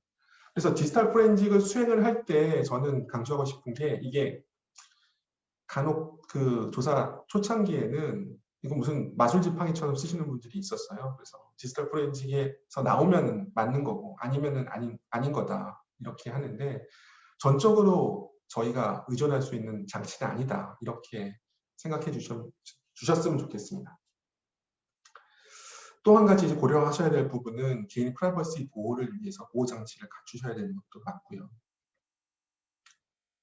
그리고 이 어떤 특정 문서를 읽어내는 것도 중요하지만 경우에 따라서는 그 문서가 이미 훼손된 걸 수도 있기 때문에 여러 가지 디지털 포렌식에 부가적으로 수행되는 분석들 이런 것들도 수행해야 될 필요가 있습니다. 이런 것들은 근데 사전에 정해져 있는 게 아니기 때문에 이런 데이터의 패턴이 있다라고 하면 그러면 그런 가설들을 검증할 수 있는 디지털 포렌식의 분석은 뭘까를 엔지니어하고 상의해서 그런 분석을 수행을 해보고 혹시 인테그리티에 문제가 있지 않은지 검증해내는 것도 중요합니다. 그래서 그런 역할을 하려면 그 단순히 엔지니어한테 이런 디지털 포렌식을 다 맡길 게 아니고 총괄 책임자라고 하면은 난리지도 가지고 있어야 되고 또 엔지니어를 관리할 수 있는 오버사이트 능력도 같이 가지고 있어야 됩니다. 마지막 페이지인데요. 디지털 포렌식을 해서 어떻게 수행되는 거냐 잘 모르겠다 하실 것 같아서 여기는 일부러 한 장을 더 넣었습니다. 그래서 디지털 포렌식은 수집 대상의 설정과 정보 보호, 그다음에 수집, 처리, 리뷰 이렇게 4가지 단계 정도로 구현이 되는데요. 대상 설정과 정보 보호 관련해서는 앞쪽에 어느 정도 설명을 드렸는데 한 가지 이 홀드 노티스 이 부분 설명을 드리고 싶습니다. 저희 조사하러 가게 되면은 흔히 받는 질문이 다 지워졌는데 어떡하죠? 핸드폰 어저께 바꿨는데 어떡하죠? 이런 질문들을 하곤 하세요. 근데 이 부분은 이렇게 실무적으로 풀어가고 있습니다. 그 감사인이 인발부하거나 아니면은 조사인이 인발부한 회사하고의 첫 미팅에서 회사에 그런 요청을 합니다. 조사가 진행될 게 어느 정도 가시적으로 보이기 때문에 이제부터 유력한 관련자분들은 정보를 지우지 말도록 회사 차원에서 노티스를 미리 주시길 바란다. 그리고 이제부터 지워지거나 훼손되는 정보는 회사에 불리하게 작용할 수 있다. 이런 어드바이스를 드리고요. 그래서 회사가 자체적으로 그런 정보를 보호할 수 있도록 이렇게 유도를 하고 있습니다. 이렇게 이제 서버나 뭐 PC나 모바일에서 이 분석할 수 있도록 하는 첫 번째 단계는 수집의 단계입니다. 그래서 이 수집에서 전체 확보한 정보의 양을 여기 가운데 있는 박스에 이 정도의 양이라고 생각을 하면 그 다음은 이제 삭제 복구를 할 수 있습니다. 삭제를 복구를 하면은 원래 있던 양보다 훨씬 더 많은 양으로 데이터가 증가할 수 있습니다. 그 다음부터 이제 처리의 영역인데요. 처리에서 하고 있는 몇 가지 그 중요한 영역이 중복 제거와 그 시스템 파일 제거입니다. 중복 제거라는 거는 이렇게 생각하시면 될 것 같습니다. 동일한 파일을 그대로 둔다고 하면은 여러 개의 동일한 파일을 봐야 됩니다. 그래서 해시 값들이라든가 경우에 따라서는 텍스트의 의미를 추출해서 완벽하게 일치하는 문서는 다 제거를 하고 하나만 남겨서 한 문서는 한 번만 리뷰할 수 있도록 그렇게 하는 게 중복 제거이고요. 이렇게 안 하면은 예를 들어서 한 사람이 이메일을 보냈다라고 했을 때 그 이메일은 최소한 보낸 사람과 받는 사람이 있고 이 양쪽에서 컬렉션이 일어났다라고 하면은 2개의 문서가 존재를 하게 되고요. 많은 경우에 참조들이 내부 공식 문서에 붙을 수밖에 없기 때문에 동일한 문서를 7, 8번씩 봐야 되는 경우도 있습니다. 그래서 이 중복 제거는 이 디지털 포렌식에서 되게 중요한 절차라고 생각하면 됩니다. 그리고 또 저희가 이제 PC에서 전체 자료를 다운로드 받다 보면 컬렉션 하다 보면은 윈도우즈에 부과된 여러 가지 시스템 파일들이 있습니다. 그래서 이런 것들은 윈도우즈 관련된 시스템 파일 목록이 제공되는데요. 그래서 거기에 따라서 다 제거를 하게 됩니다. 그래서 원래 복구했던 거에서 이제 중복 제거, 시스템 제거를 하게 되면은 볼륨이 많이 줄어들게 되죠. 근데 이제 여기서 키워드를 바로 적용할 수 있느냐? 그건 조금 힘들 것 같고요. 이유는 이 안에는 그립으로 존재하는 파일들이 있습니다. 요새는 뭐 문서를 스캔하거나 이렇게 해서 컴퓨터에 저장하고 있는 경우가 많기 때문에 특정 문서 같은 경우는 그 키워드가 적용이 안 되고 그림으로만 존재하는 경우가 있습니다. 그래서 이런 문서들에 대해서는 OCR을 통해서 그 텍스트를 추출하게 되고요. 그래서 그런 과정을 또 거치게 되고요. 그 다음에 혐의와 관련된 키워드를 적용을 해서 키워드에 히트되지 않은 문서들을 발라내게 됩니다. 그러고 나면 결국 이제 리뷰 대상 문서를 이렇게 줄여서 추출해낼 수 있는 거죠. 그래서 이 디지털 포렌식이 지워진 파일을 복구하는 데 파워풀한 게 아니고 아까 말씀드렸듯이 그 큰 정말 대용량의 비정형 데이터를 우리가 체계적으로 리뷰할 수 있도록 하는 데 도움이 된다라고 이해를 하셨으면 좋을 것 같고요. 각각의 단계별 특성에 대해서 몇 가지만 좀 더 얘기 드리고 마치도록 하겠습니다. 그래서 수집할 때 중요한 거는 그 데이터의 인테그리티를 해치지 않는 겁니다. 그래서 포렌식 수집 툴은 쓰기 방지 장치가 반드시 되어 있습니다. 그래서 수집하려는 사람이 수집 대상 타겟에 있는 그 디지털 정보를 건드리면 안 되거든요. 그래서 쓰기 방지 장치가 되어 있는 디지털 포렌식 수집 도구가 필요하게 되고요. 또 체인 오브 커스터디도 중요합니다. 왜 조사인이 어떤 과정을 거쳐서 이 디지털 정보를 갖고 있는지에 대해서 항상 기록으로 남겨야 됩니다. 그래서 그런 것도 중요하고요. 삭제 복구. 삭제 복구는 반드시 필요한 건 아닙니다. 경우에 따라서는 이런 삭제 복구 없이 진행되는 경우도 많고요. 또 삭제 복구를 컨텐츠를 다 복구하지 않은 상태에서 삭제 빈도가 어느 정도인지 확인을 하고 이 정도라고 하면은 조사에 큰 위험이 없다라고 판단을 하면 그 빈도만 확인을 하고 삭제 복구하지 않고 넘어가는 경우도 있습니다. 그래서 반드시 삭제 복구가 필요하지 않다는 거 알아주셨으면 좋겠고요. 이 처리에 있어서는 리뷰 효율성 극대화하는 것들이 바로 이 처리 과정에서 나오게 됩니다. 마지막에 이 리뷰 과정에서는 이제 키워드 세팅이 중요하고요. 그래서 경험 있는 이 인베스티게이터가 키워드를 잘 설정하는 게 이 문서를 가장 효율적으로 줄이고 그래서 빠른 시간 내에 관련된 문서만 추출해서 볼 수 있도록 하는 데 큰 도움이 됩니다. 그리고 리뷰 툴은 이제 여러분들은 써보신 경험이 없을 것 같은데 그 텍스트를 추출해서 빨리빨리 문서를 리뷰할 수 있도록 도와주는 툴이 있습니다. 그래서 그 내용이 그런 그 리뷰 툴도 많이 활용을 하게 되고요. 그리고 그 툴 안에는 누가 어떻게 리뷰를 했는지, 누가 언제 컨펌을 했는지 이런 오디트 트레일이 남게 되고 또 전체 문서 중에서 어느 정도가 리뷰되고 리뷰되지 않은지 스탯 자료도 제공을 합니다. 이 정도가 디지털 포렌식에서 제가 현업에서 진행되는 얘기를 소개드리고 싶었던 부분이고요. 여기까지가 제가 준비한 전부입니다. 혹시 질문 있으실까요? 지금 장시간에 걸쳐서 그 방대한 내용을 그 신재준 상무님께서 굉장히 상세히 설명해 주셨습니다. 혹시 질문 있으시면 질문해 주시면 좋겠습니다.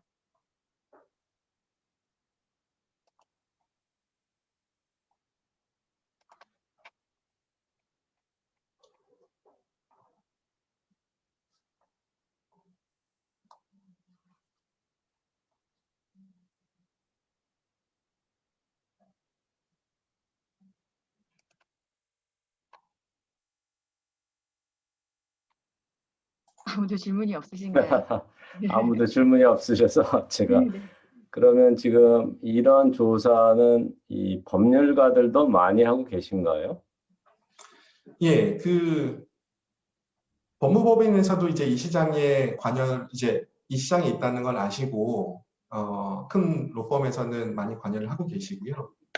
이 회계법인이 처음에 이런 얘기도 있었습니다. 회계법인이 다 해먹는 거 아니냐라고 했는데 22조 조사 그리고 미국의 섹션 10A 조사를 회계법인은 좀 먼저 알고 있었고요. 그래서 먼저 준비를 했었고 법무법인은 그런 준비가 좀 늦었던 걸로 알고 있습니다. 그래서 지금 이제 시장에 있다는 걸 알아서 큰 로펌들은 이거를 수행하는 조직을 많이 갖추고 계시고요. 그래서 앞으로는 이제 법무법인도 이 시장으로 많이 진입하시지 않을까 하는 게 제 생각입니다. 결국 누구한테 맡기냐는 회사가 선택하는 거겠네요. 그렇죠? 맞습니다. 회사가 그걸 들춰내고 싶어 할지 덮으려고 할지 이게 굉장히 상당히 민감한 이슈가 될 수는 있겠네요. 이제 법무법인을 쓸 건지 회계법인을 쓸 건지에 대해서 고민하실 때 한 가지는 저는 지금까지의 시장이 약간 감사인이 주도를 해왔던 시장이기 때문에 이 딜리버리의 상당 부분은 감사인의 영향을 받을 수밖에 없습니다.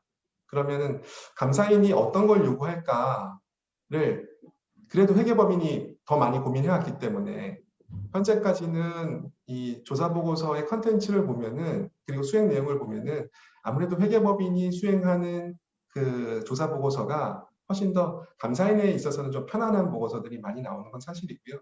이 부분도 이제 법무법인들이 그 학습을 해간다고 하면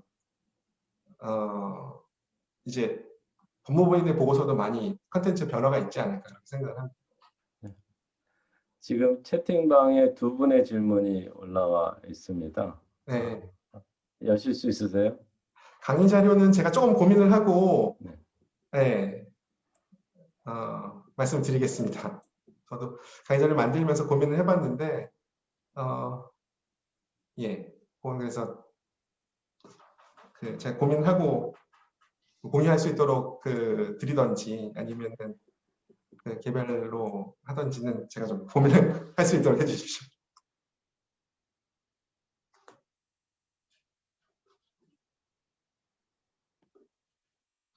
그 두 번째 질문은 조사에 가장 많이 적용되는 키워드 말씀하셨는데 아마 그 특정 혐의 관련돼서는 혐의별로 나갈 테니까 그 부분은 빼고 그러면 일반 부정 키워드 같은 게 아마 가장 범용으로 많이 쓰일 겁니다. 그래서 여기에는 몇 가지 또 카테고리가 있는데요. 예를 들어서 현금을 나타내는 단어들, 예, 그래서 뭐 현금, 캐시, 깡, 뭐 총알, 뭐 이런 것들도 쓰이기도 하고요. 또 리베이트 관련된 단어들, 뭐 킥백, 리베이트, 뭐 꺾기, 뭐 이런 단어들이 쓰이기도 하고요. 그리고 또 몰래, 뭐 감사인, 네, 이런 단어들이 또 쓰이기도 합니다. 그런데 그것도 이제 천편일률적으로 할 수 없는 게 예를 들어서 뭐 감사라는 키워드를 넣었을 때 회계감사만 나오는 게 아니고 우리 그 이메일 끝에 감사합니다라는 단어를 많이 쓰잖아요. 그럼 그런 이메일들이 많이 추출되는 경우도 있습니다. 그러면 이제 다시 그 감사합니다라는 그 키워드로 히트된 문서는 제거해 줘야 되는 작업을 해야 되기도 하고요. 그래서 이것도 역시 같은 키워드를 쓰기는 쓰지만 키워드 히트 결과가 나왔을 때 어느 키워드에 어느 정도의 히트가 나오는지 확인을 하고 그게 기한 내에 저희가 볼 수 있는 문서가 맞는지 아니면 추가적인 조정이 필요한지는 항상 확인을 하면서 진행을 합니다. 그래서 천편일률적인 키워드는 아니고 약간 테일러링이 필요하다라고 생각을 해주시면 좋을 것 같습니다.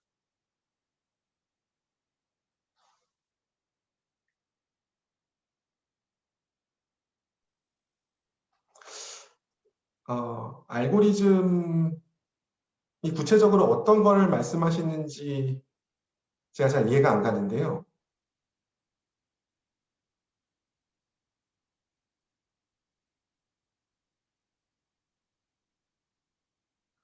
키워드 조사에서 알고리즘.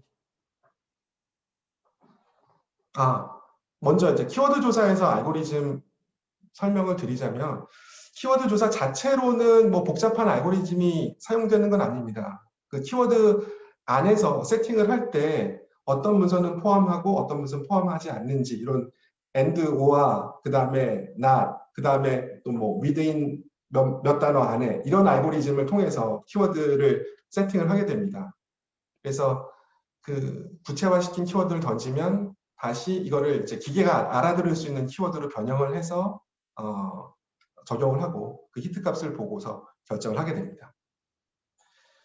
그 다음 질문 주신 게 네, 그래서 아까 그 프라이버시 문제를 항상 염두에 둬야 된다고 말씀을 드렸고요. 키워드를 적용하는 이유 중에 하나도 이 프라이버시의 보호입니다. 그래서 처음에 저희 수집할 때도 반드시 이 커스테디언의 동의를 받는 절차를 거치고요.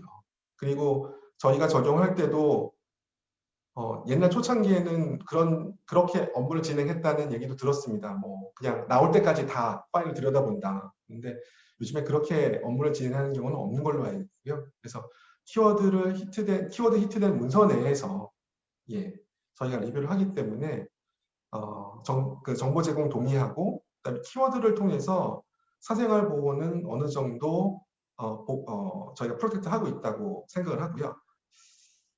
그 또 하나는 이제 그 모바일 포렌식 같은 경우에 정말 민감한 정보가 많이 담겨 있을 수 있습니다. 그래서 저희가 예를 들어서 10명의 PC를 수집하는 경우에 핸드폰도 10명 걸 다 수집하느냐? 그건 아니고요. 통상 현재 프랙티스는 10명 중에서 정말 혐의점이 높은 그 관계자들 한 3명, 5명 이렇게 좀 줄여서 매체별로도 조정을 합니다. 그런 방식으로 개인의 프라이버시는 보호하려고 노력을 하고 있습니다. 회사에서 직원 자료를 제공해도 되나요? 라는데 이 직원 자료가 아마 직원의 이메일이나 이런 거를 말씀하시는 것 같은데 아까 이게 만약에 이메일이라고 하면 말씀드린 대로 그 사람의 동의를 받아서 저희가 수집을 하기 때문에 그 회사에서 준다고 해서 저희가 받아서 하는 건 아니고요. 그 정보를 소유하고 있는 사람의 동의를 받는다라고 이해하시면 좋을 것 같습니다.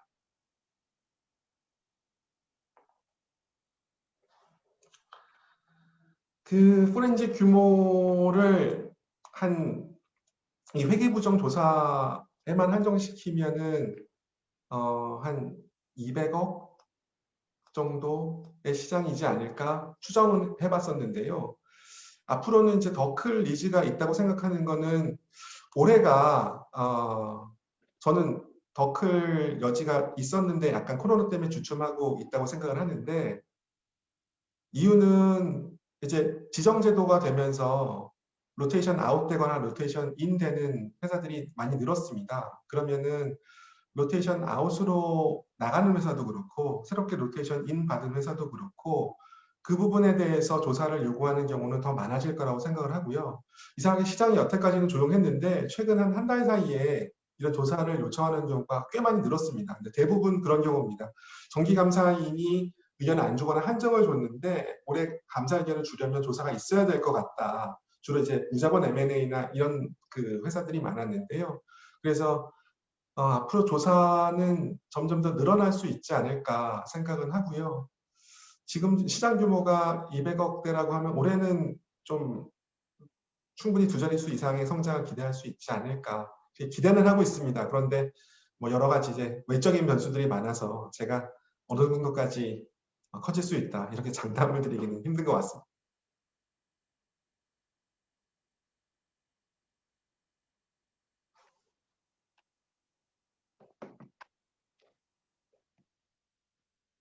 더 이상 질문이 없으신가요? 계속 있으십니다.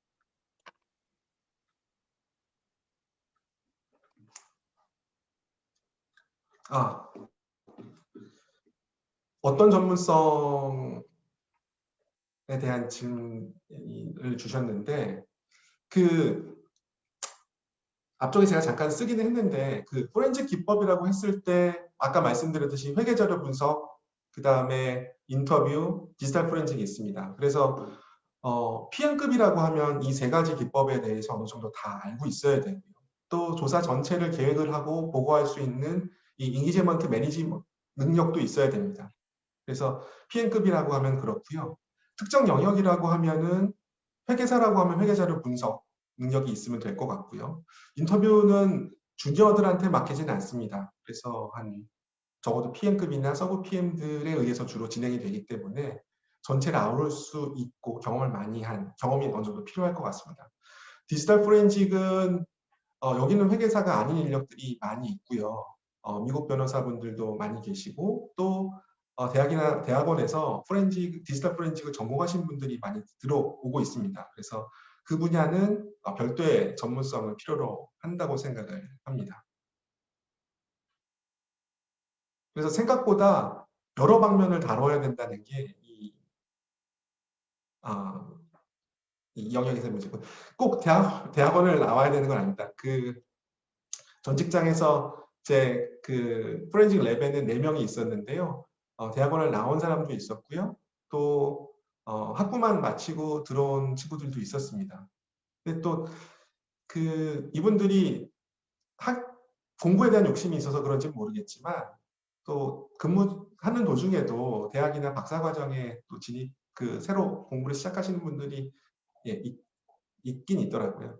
그래서 답은 반드시 나와야 되는 거는 아닙니다. 그런데 공부에 욕심이 있어서 많이들 그렇게 하신다. 답이라고 생각합니다. 빅4 이외에도 발전이 될 수 있을까라고 물으시면은 제가 지금 어디 서 있는지 보시면 될 것 같고요. 빅4에서 다룰 수 있는 클라이언트도 있고 또 빅4가 아닌 곳에서 할 수 있는 클라이언트도 있다고 분명히 생각을 합니다. 그리고 빅4가 이 조사라는 게 무한하게 갑자기 캐파를 늘릴 수 있는 게 아니기 때문에 조사를 수행할 수 있는 저는 이 캐파의 한계가 PM의 데리고 있는 PM의 인원수에 달려 있다고 생각을 합니다. 그래서 조사 시장이 점점 더 커진다고 하면 그리고 PM이 좀 생각보다 키워내기가 힘들기 때문에 이럴 때 빅4 이외에서 이 경험이 있으신 분들이 있다고 하면 빅4 이외에서도 발전 가능성은 저는 충분히 있다고 생각을 하고요. 그래서 성현에 있습니다.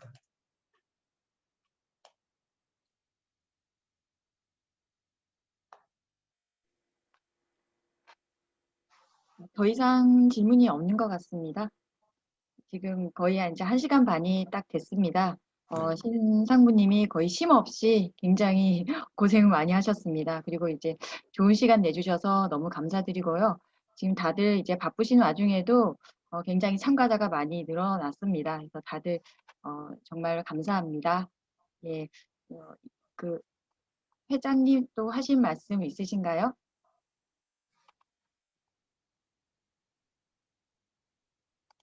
예. 이 교수님 수고하셨습니다. 네네. 네. 예, 그러면 지금 이제 여기로 웨비나를 마치도록 하겠습니다. 여러분 감사합니다. 네, 감사합니다.